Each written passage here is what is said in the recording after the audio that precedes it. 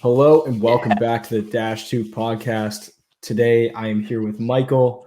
Lots of stuff to go through today. We got All-Star game recap, the trades that went down last week, the Kings firing Todd McClellan, the Hawks getting the Winter Classic, which nobody cares about, and then we're going to touch on the Beanpot and how we think we can make it better. Great pod. Give it a listen. We'll see you after the break.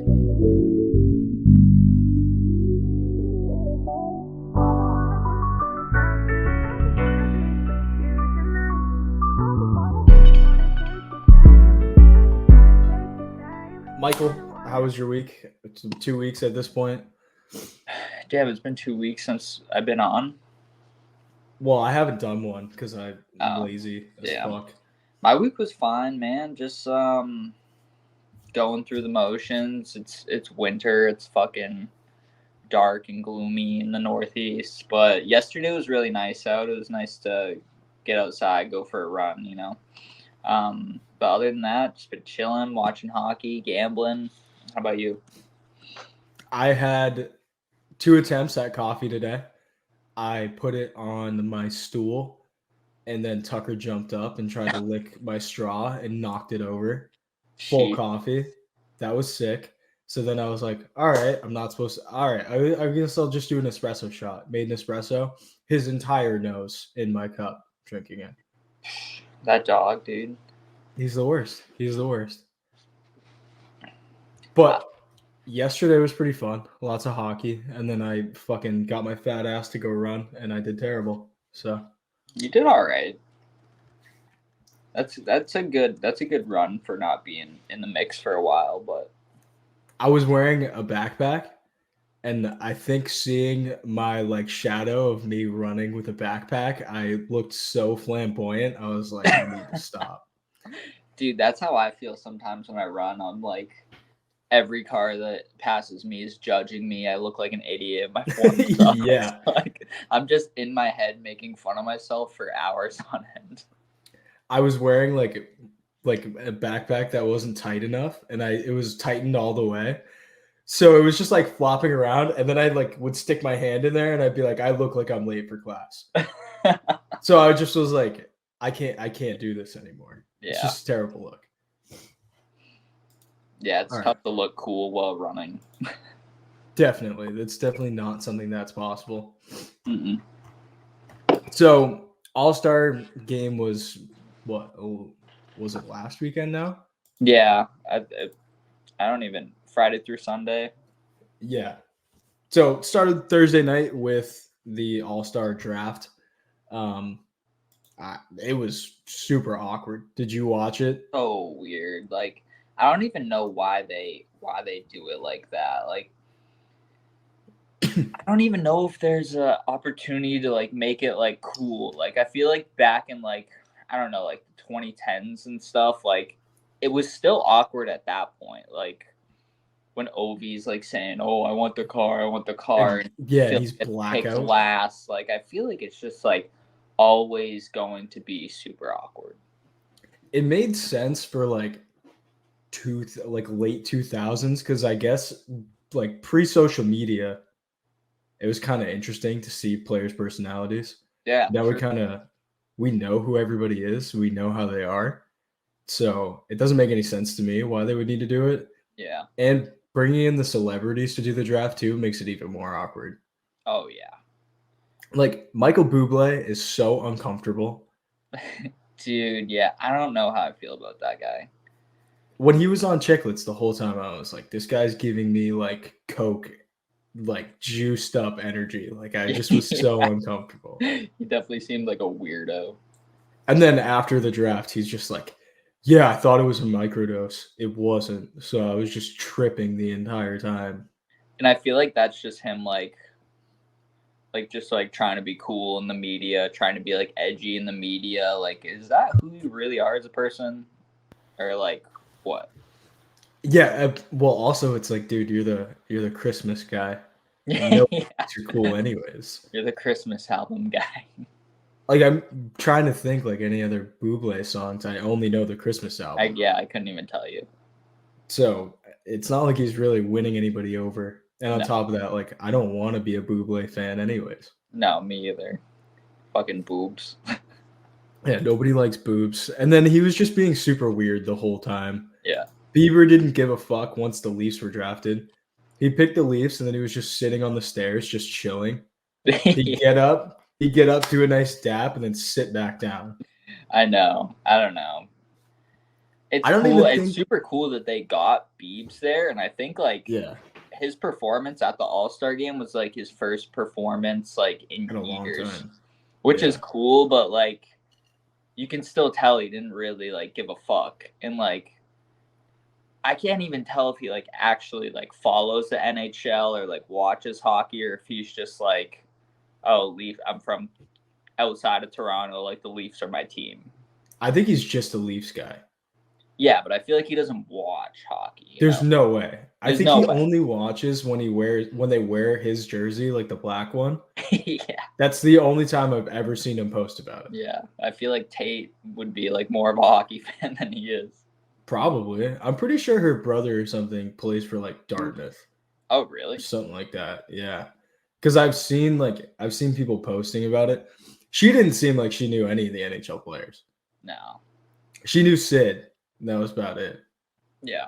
Who does? And there was a couple like awkward moments where they're just like fumbling around, like they get the player's name wrong, or them running up to a player and going like, "This is awkward. What do you think?" Yeah. Yeah, shove a microphone in their face. It's gonna make it any better. Yeah. So I mean, it's just and them all drafting their teammates too. Like I've seen the Canucks play. I don't need 5 Canucks on the same All-Star team. Yeah.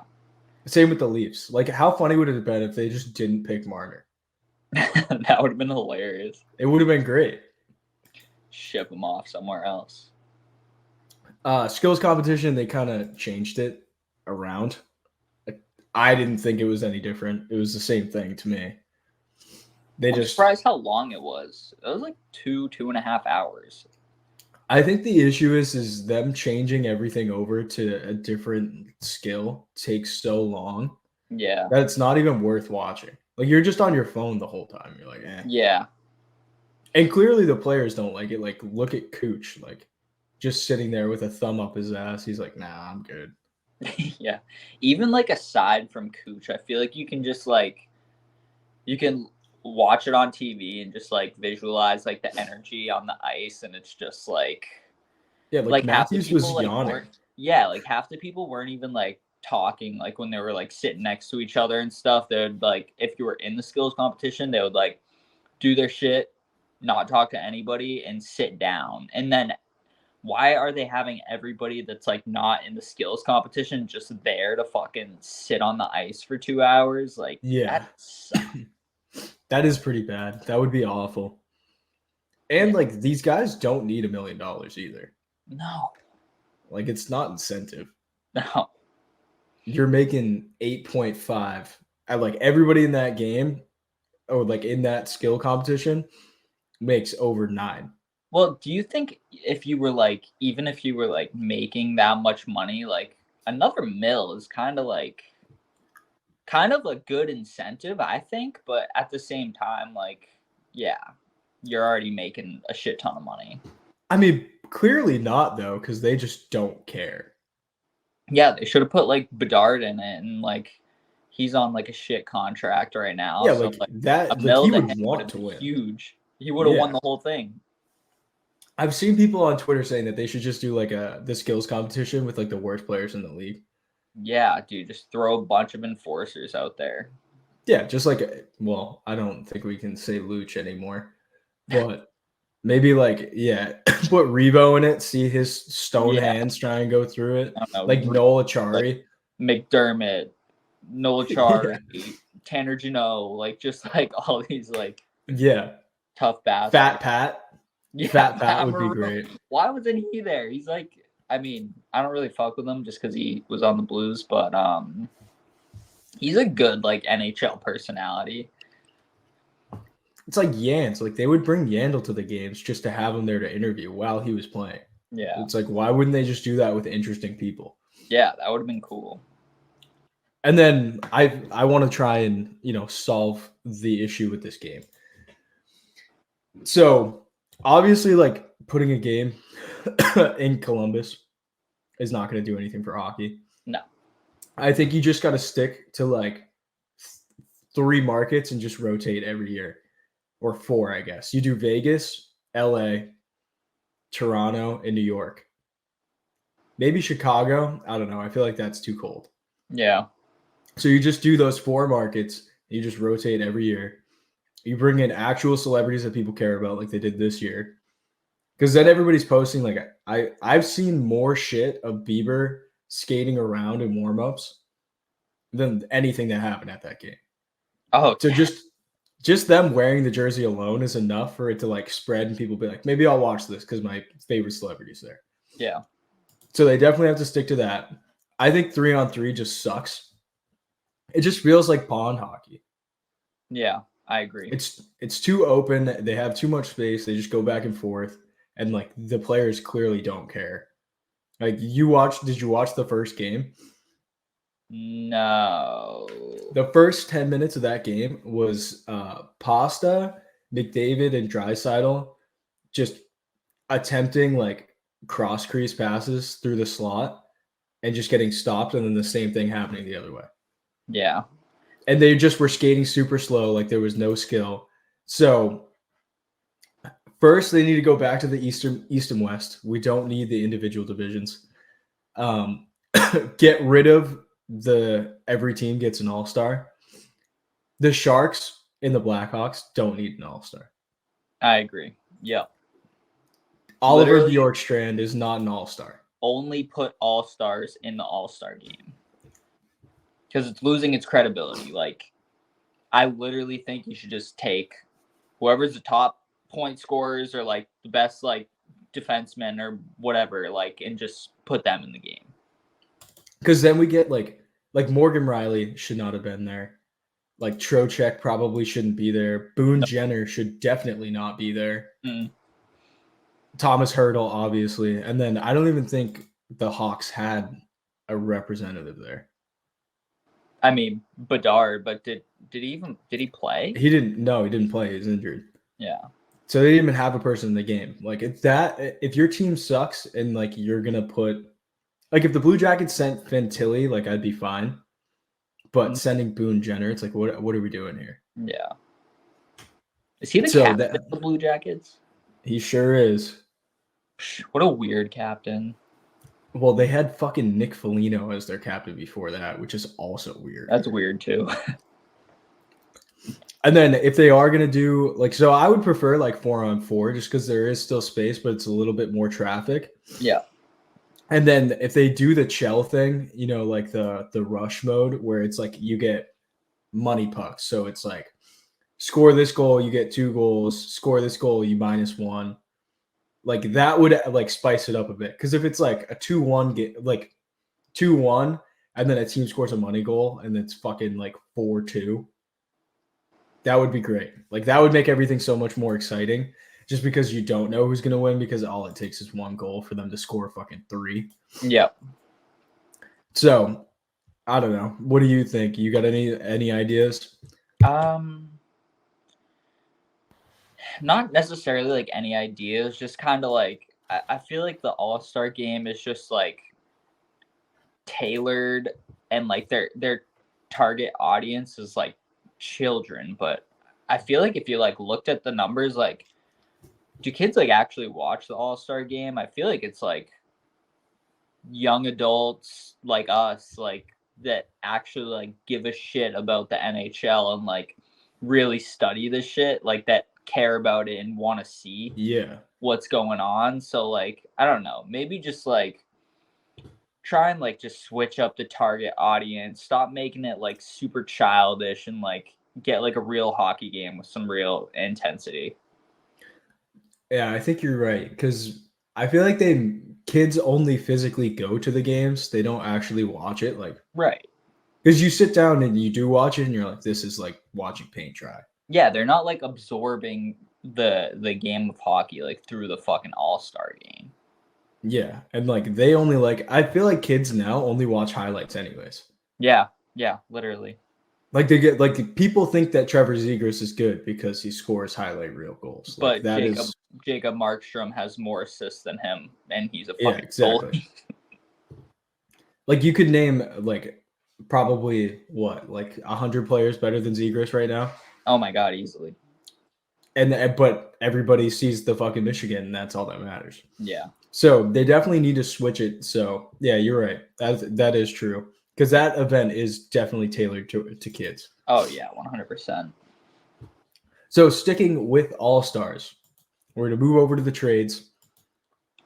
The Calgary Flames All Star Elias Lindholm was shipped off to the Flames, or was shipped off to the Canucks. Lindholm is 29, a pending UFA, 51 games played with 34 points. Couple seasons removed from a 90-point season, playing with Tkachuk and Gaudreau. So we'll talk about the Canucks first, and then we'll talk about what the Flames got. Okay. What do you think? You like the move? I like the move. Pending UFA, little sketchy, but if you're giving up a first round pick for Elias Lindholm, I feel like within the negotiations there is talk of him 100% resigning. I would agree. I think it's a weird situation because the Canucks are already fucked when it comes to cap space anyways. Let's look at cap friendly real quick for the Canucks because that is Yeah, I the haven't best even way to checked do it. cap actually. So they are right up to the cap. I think they have like $1 million to use. So that's all they have. And then going into next year, they have to re-sign Elias Pettersson, obviously. Yeah. Like Lindholm if they want to. Teddy Beluga, Sam Lafferty, Dakota Joshua. Like Lafferty and Joshua have been playing very good this year. Yeah. Tyler Myers, Philip Hronik, Zadorov, Ian Cole. Like all those guys need to get signed. Wait, So they're that like fucked. they're fucked. They're so like, so they gotta like. This is the year. Like they obviously have to make this trade because they are going to be in cap hell. Yeah. So they have to make a decision. But I mean, there's no way you're going to be able to like Petey's going to want 11 at least. Oh yeah, at least he's a top 10 player in the NHL. Yeah, it's like, and the other thing is too is you look at Lindholm, you look at Petey. It's not even close. No, you can't even compare. So it feels like they kind of got him as insurance just in case he does force his way out. Yeah. Even though he is RFA. I don't know. It's just a weird thing to do because you're bringing in a guy he's a utility player. Like he kind of goes all over the ice. He's good two-way. Mm-hmm. But at the same time, like you're probably making him aware that you're kind of willing to get off of him if you need to. Yeah. Because that's what it comes across to me. Yeah, it is kind of like a smart GM move, like grabbing Lindholm. I know it's like a downgrade, but you can save some of that cap space not having to pay PD going into next season. Give Lindholm like something a lot smaller than what PD would have gotten, and then ship PD off for assets. Yeah, because I honestly like what team wouldn't take a top 10, top 5 center in the league? Yeah, I mean, I couldn't even think of anyone that really has like room to make that signing though. True. I mean, you can get creative though, because if a team like LA really wanted to, like if you throw in PLD, just get them off your books to like another team, or you trade them to them and you trade a bunch of first round picks and your prospect pool, you can get them. It's really just like the sign and trade situation. It's a weird one just because like Tkachuk started it, obviously. And then look at what the Flames got in return. Like fucking Huberdeau, Uyghur, and picks like that. Now they lost that trade. But yeah, it is scary because when you have like I don't know, like a generational talent, I would consider like any guy who's like top 10 in the NHL skill wise or points wise, I would consider like generational talent. Like we're going to look back and we're going to remember these guys. So trading somebody like that, you need to have a home run, and I feel like it's never the case. Yeah. Like looking at the Joe Thornton trade, like you look back at that and you're like, ugh. Even like the Tyler Sagan trade on like a Exactly. low level. Yeah, like that is disgusting to look at. So, Yeah. I mean, if they re-sign him, it'll be interesting to see the PD situation unfold because they already have like JT Miller making a shit ton, Brock Besser, fucking Connor Garland makes $5 million for no reason. Like they do have a lot of expensive forwards, so it would be pretty hard to see how that team ends up without PD. Yeah. And like Hronek's playing great, Myers playing great, Zadorov has been solid on the third pair. Like those are like defensemen that you need to have going into Like next season. Yeah, Hronek's gonna want at least 7. You think 7? With the way that, well, maybe not anymore. With the way that he was playing at the beginning of the season, if he signed an extension right there, he'd be looking at 7, 8. Yeah. He'll probably come in like low 6s. Yeah. And then they have like 5. Yeah, and then they got to deal with like, Dakota Joshua is going to want to pay raise. He's been scoring a lot of goals, so that'll be like 2, 3. Like it's just going to end up being a shit show. And I feel like Petey's the kind of guy, like he already doesn't want to negotiate in season. Mm-hmm. He's not going to want to fuck around with his contract in the offseason. So it's one of those things where it's like, great, you brought in like a solid top 6 guy, but they don't, like PD can drive a line and make other people better, and Lindholm is a complimentary player. So yeah, and considering they didn't even make playoffs last year, like it's hard to, I know they're playing great, but it's hard to like picture them going on a run just because it's been so long since the Canucks have been in the playoffs. Yeah. And too, like what team comes into the playoffs and wins a cup? It doesn't really happen unless you're you got to struggle. Yeah. So we'll go over to the Flames now. The Flames received Andrei Kuzmenko. He's going to be a pending RFA. This season, 45 games played, 23 points. Last season, he scored 43 points. They got defenseman Hunter Brzezinskiewicz. I don't know. It's a crazy last name. He's a defenseman, 19 years old, plays in the OHL, 70 points in 50 games. I think that's good. Joni Yermo, D-man, 21, plays in Sweden, 39 games played, 5 points. They get a 24 first-round pick and a conditional 4th from the Canucks. I like that. I would agree. I think that this is exactly what the Flames want. Like, this isn't rebuilding because they're still in the playoff hunt. Like, they're getting assets. They got 2 solid prospects. And obviously, Kuzmenko is a player that you can use now.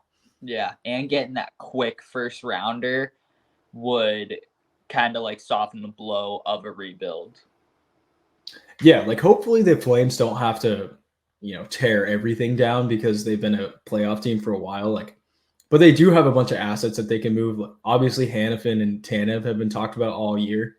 Yeah, Jacob Markstrom's another guy. Like, so many teams need a goalie, so he could he could get chipped off at any time.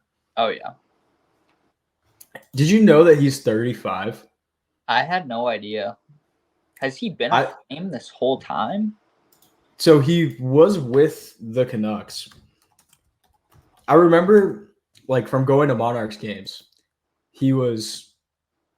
I'm pretty sure he was on that Utica team that the Narcs beat for the Calder Cup. But yeah, he's been in the league for a long time. Like, he started with Florida, went to Vancouver, and then went to Calgary.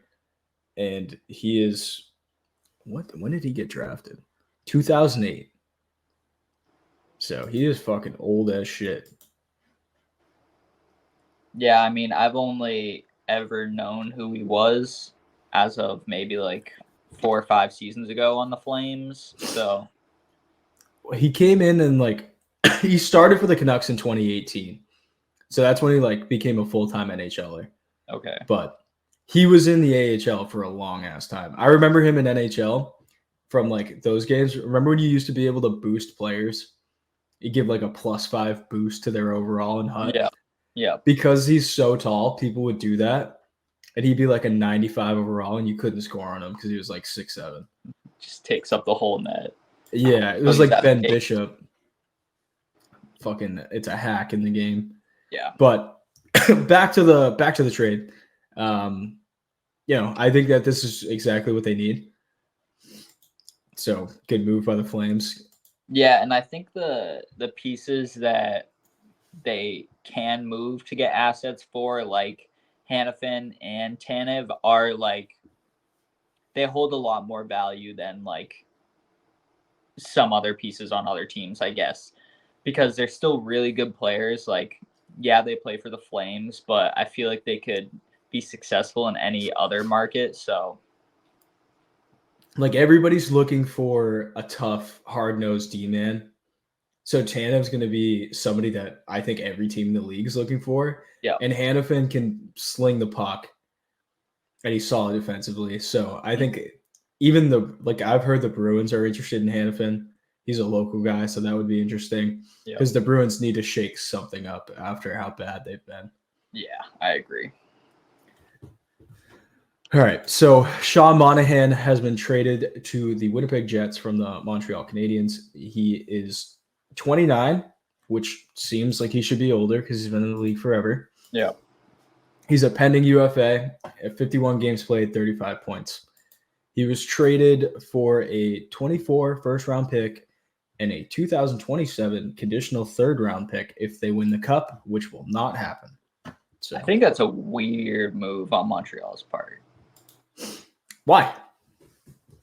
Like, they didn't really, again, like, getting that immediate, like, first-rounder is, like, crucial to a rebuild, but I feel like they could have just asked for a little more from Monahan. I mean, those like 60, 70-point guys are like really important on a team that's like has a chance to make a push. And I see Winnipeg as a team that can make a push. Kyle Connor's back just in time. And Hellbuck's playing nasty. I think like this was a really strong ad. I would like take this Winnipeg ad with Monahan like over the Lindholm ad with Vancouver for sure. Just off assets given up, I would agree. Yeah. I think for Montreal, like I guess they must have been shopping him for a while. I probably would have held on to the deadline just to see more teams because right now there's a lot of teams in contention for the playoffs. And then, once people know where they are, because like the Capitals don't know if they're selling or they're buying because they're still in the playoff hunt. Like there's a lot more moves that could have been made, and maybe you get a prospect or you get a third that's not conditional. So it is one of those things where they literally got him for nothing. Like he was traded for future considerations for the first round pick. Yeah. So they got a first round pick to take him.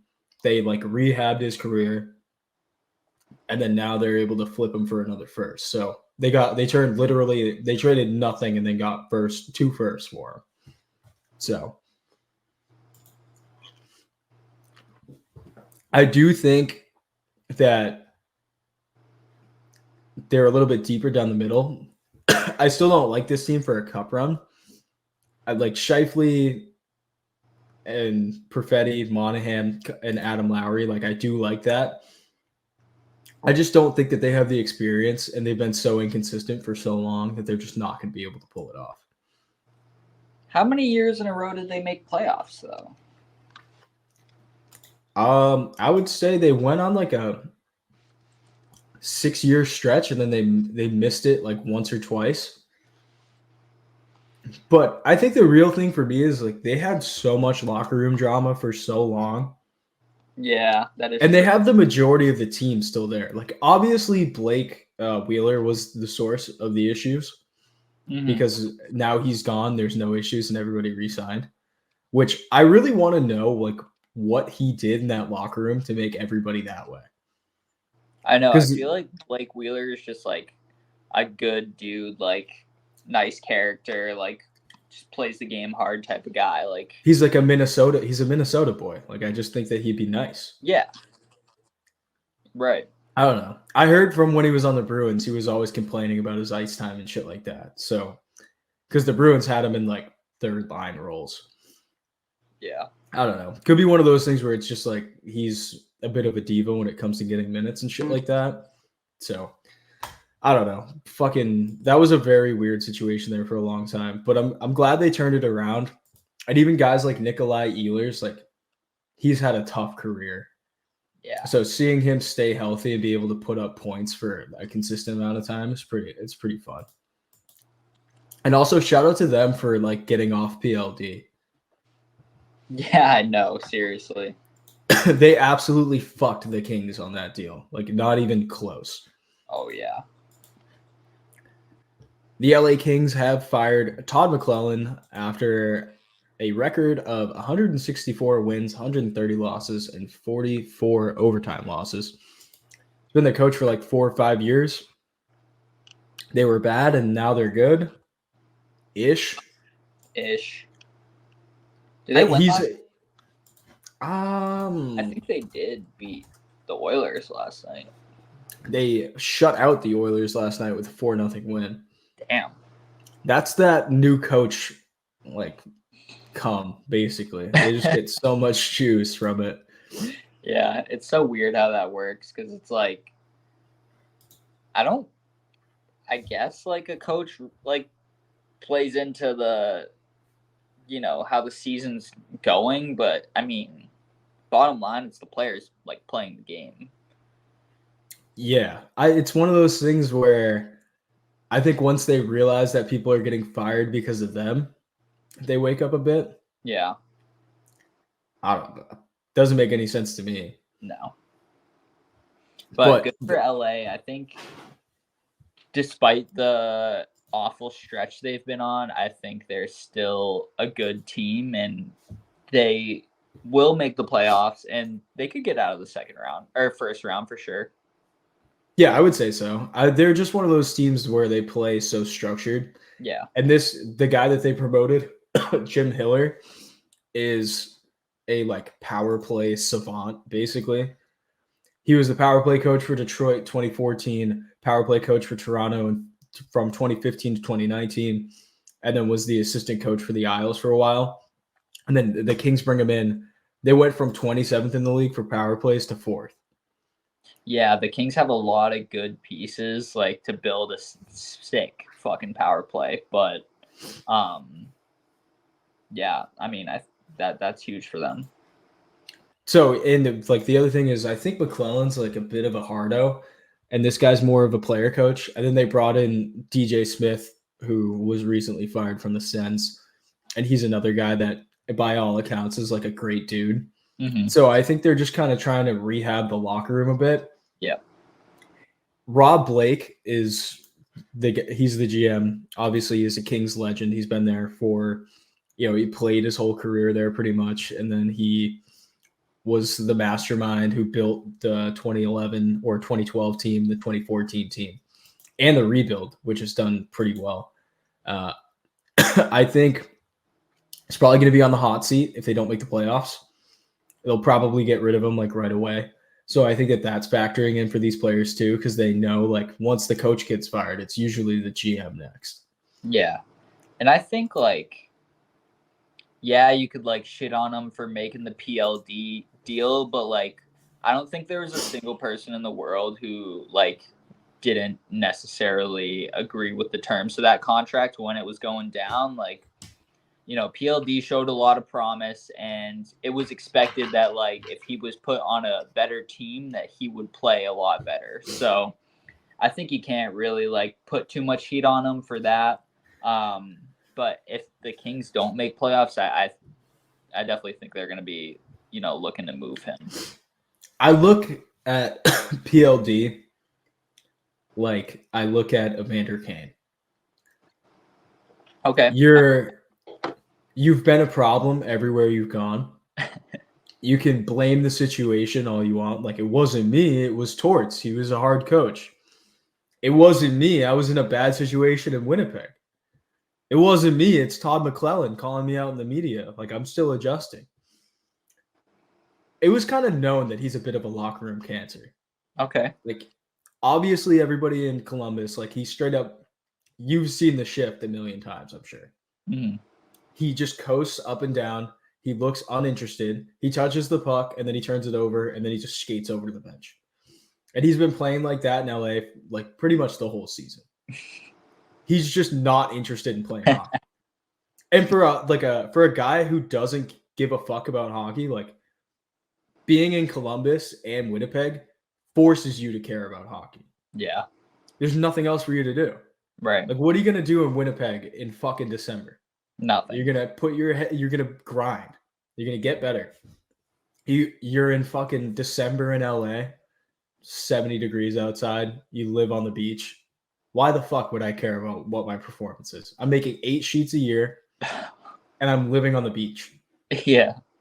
And I'm 20. Like, he's 25. He's 25. Yeah. Like, think about that. Yeah, he's probably living the life, honestly. So it's just one of those things where it's like there were character flaws. People were aware of them. And by all, like, the reaction from Winnipeg fans when they saw that trade, and everybody was like, this was a fleece. We just fleeced them. I was like, uh-oh, this is not going to go well. There is the factor, though, where they can buy him out. Just this offseason, it's the one time they only have to pay him $1.5 million on the salary cap for 14 years. After this year, it would go up to like $5 million against the cap every year for like 10 years. So they got like a big decision to make. But like 1.5 is still like a decent amount to get a good piece. Like I just think of like JBR as like a 1.5 exactly addition, and he has like 30 something points, or like I don't know who else did the Bruins bring in for league minimum. Shaddy.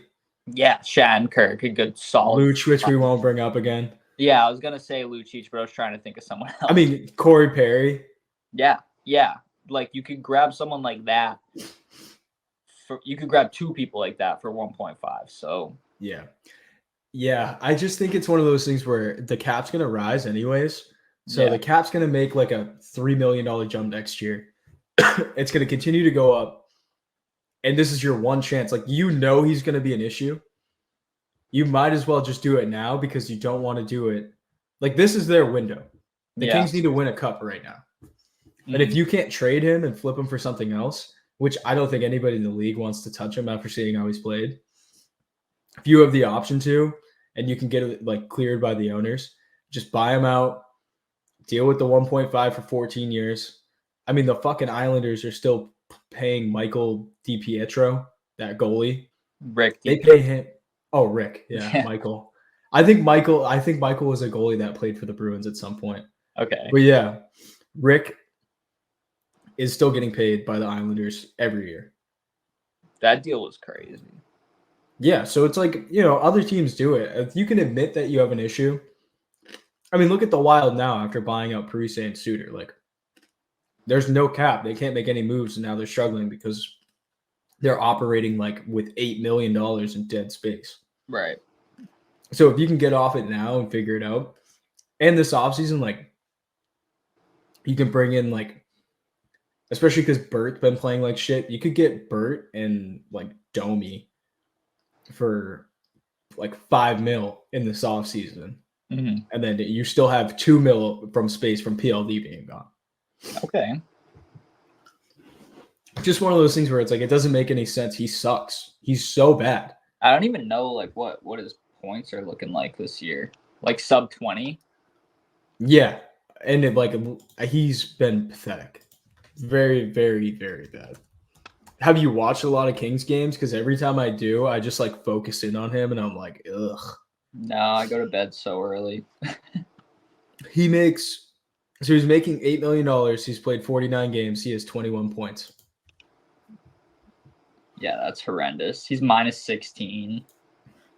Like, he's just a dog. Like, even in just a liability at this point. His rookie year, he had fucking 49 points in 82 games. Like, that, like, none of this makes sense. He's just been so shit. Yeah. It's just very, very bad. Even like his first season in Winnipeg, he played 41 games and he had 20 points. And that's your adjustment period. So it's like you're even you're underperforming on that when you were like 22. Yeah. It just doesn't make any sense. Yeah. I still do like the Kings, as we mentioned. Like I do like Fiala, I know has been a bit of a drama queen in the past too. Like when he was in Minnesota, he was a source of drama. And he was a source of drama in Nashville as well. So it seems like there's a lot of issues in that locker room right now. So hopefully the player coach vibe can kind of fix it. Because even Doughty, like he was saying, guys are just focusing on their cookies instead of playing hard and winning. So I don't know. It's just one of those weird things. Yeah, Kings have a lot to think about, but I support them. I hope they get into playoffs at least. Obviously, I'm wearing the Kings sweatshirt, and the -2 logo is just a Kings logo. So we are Kings guys. So the Chicago Blackhawks will be having the Winter Classic. They will be playing the St. Louis Blues at Wrigley Field. Thoughts? Shocker.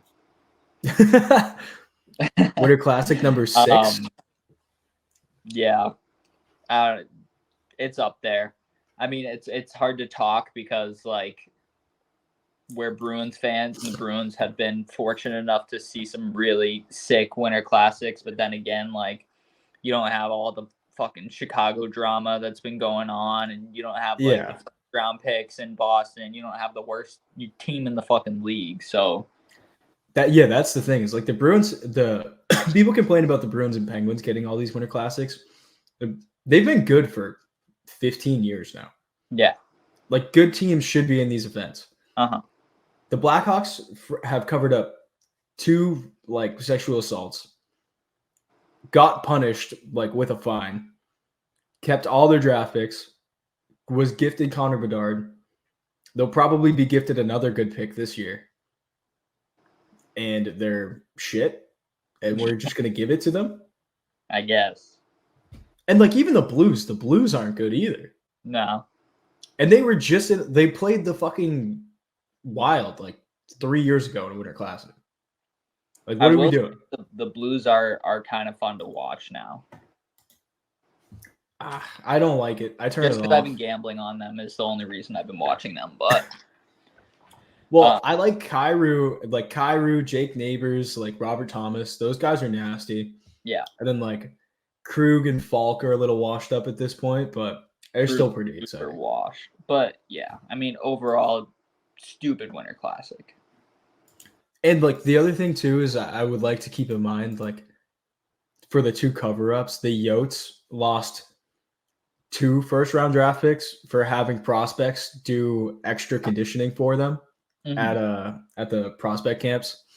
And then the Sens lost a first-round draft pick for not having Dadonov's no trade clause figured out before they traded them. But then, like, they would have preferred to pay the fine and not lose draft picks. But the league's like, yeah, Chicago, cover it up all you want. We'll just give us a mil. Yeah. Call it even. Like, multi-million-dollar corporation. They're like, yeah, just give us some money. They're like, okay, we have a ton.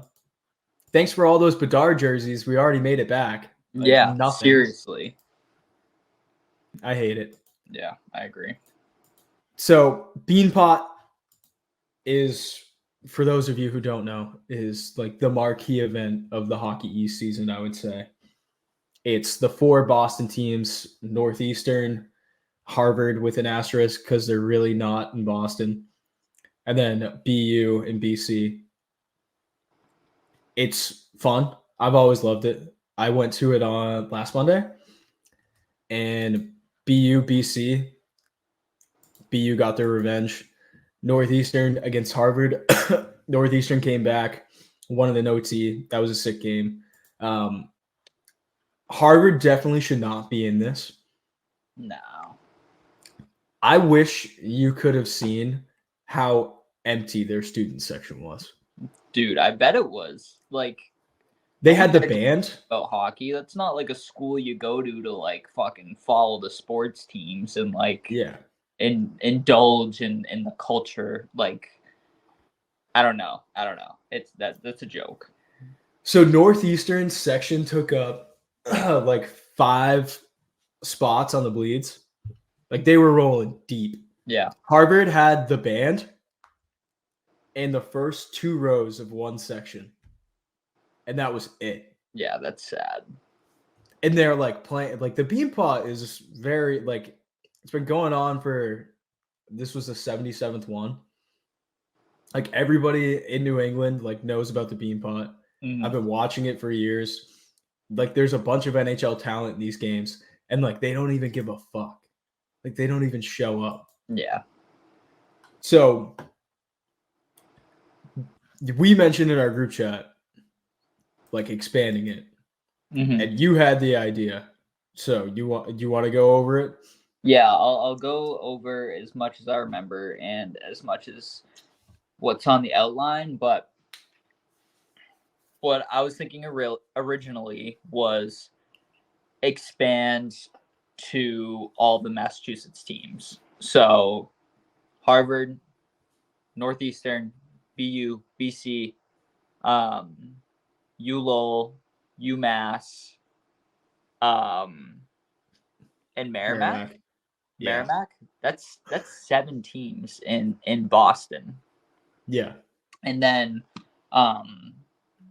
take it over from here about getting the 8th team in there to even out the bracket. So I took this idea and just kind of ran with it. So there's 11 teams in Hockey East.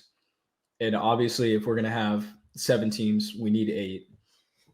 So the way that we do the 8th team, we take the remaining non-Massachusetts teams. So Maine, Providence, Yukon, UNH, and Vermont. Those teams all have to play for the 8th spot.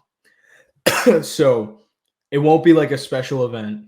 We'll just fit it into the regular season because all these teams play. So we'll have them. So first, whoever's lowest in the standings by, I would say probably December. It's probably a good idea. So whoever's lowest in the standings by December gets canned. So that way there's only 4 teams remaining. So in the case of this year, Vermont's the lowest on the list. So they get tossed. So the remaining teams will play in the regular season. So it'd be Maine versus UNH, which is a sick game. Oh, yeah. Providence versus Yukon. And then the winner of those 2 games will play. And then the winner of that game will be allowed to be the 8th spot in the Beanpot. And then we reseed the Beanpot instead of it, because I feel like Northeastern and Harvard always play, and BU, BC always play in like the semis. So we just split it up by the regular season rankings. BC plays UMass Lowell because UMass Lowell is last in Hockey East, and then like we seed it from there. So now we go from a 2-night event, we go to a 4-night event. So night 1, 2 of the quarter games get played. Night 2, the remaining quarter games get played. And then on that Monday, we have the semifinal games. And then the losers from the quarters just don't play. So then there's the finals, obviously, the following Monday. And then there's the consolation game. So the losers from the semis will play each other to figure out who's third. Thoughts? I think that's genius. That's something that I almost am considering emailing Hockey East. Dude, you should. Because, like, I don't know. The reason I thought about this is, like, the Beanpot's sick and everything. Like, just the way it is. But, I don't know. For me, it's just, like, a little too... it's just like been the same thing forever. So like I'm thinking you go on vacation, you're from the Northeast, like where do you say you're from? You say you're from Boston. Like this is Hockey East. Like this is New England hockey. So like if you're going to Merrimack College, you're going, oh, I go to school in Boston. Like you're not going, exactly. I go to school in North Andover. Exactly. So I'm just thinking like, I don't know, we all represent, you know, Boston and being from the Northeast. So like, why not just make it like a whole thing, blow it up, bring more eyes to college hockey, bring more money to college hockey, like bring more eyes to these players. Like all these guys want to go to the NHL. Like give them a fucking fighting chance. Like obviously, Yeah. I think that BU and BC obviously have like the most prospects, but like I couldn't really name like a lot of other Hockey East like NHL prospects besides on UNH because like I watch UNH. Like that's it. Yeah. Yeah, I I don't think know. it's one of those things where I feel soccer is the most popular sport on the planet. It's also the one sport that does in-season tournaments regularly. Like the NBA just put it in. Everybody was talking about that. They were like, wow, I can't believe how good and fun this is, and the players actually care. And Yeah. like you already have the allure of the Beanpot. Like if you're in Hockey East, you're aware of the Beanpot. Everybody's kind of jealous that they're not in it. Yeah. So you have the Beanpot, and it's like basically it's like the Hockey East tournament without being the Hockey East tournament. So you get to be in-season champions. You get to have the banner in the Garden up for a whole year with your team. Yeah. It's just more like it's good for the game, and everybody's gonna like people are gonna care. Yeah. I totally agree. And that's a good way to like create new rivalries and add like another like whole nother level of like compete to the Hockey East, division. So I think it's a genius idea and we should start cooking up that email right now. Yeah, I'm gonna send that off. Yeah. I'll send it to the fucking head of Hockey East right now. You really should. I think that's a genius idea. And like everybody, it's just more money for everybody. Like Yeah. everybody's gonna like think about they could charge people from the colleges to get a bus to the fucking Garden. And it's like fucking I don't even know, like more games to gamble on too. So Yeah, like you hop on the fucking train in Durham, you shoot right down on Amtrak. it's easy. Yeah, it's fucking You can nothing. do that from any of the colleges in Hockey East, shoot right down to the Garden. Yeah, it's nothing. Like everything goes straight there. Maybe Vermont and Maine are probably a bit of a haul. Yeah. But I mean, realistically, like Vermont's never good anymore. So. Yeah.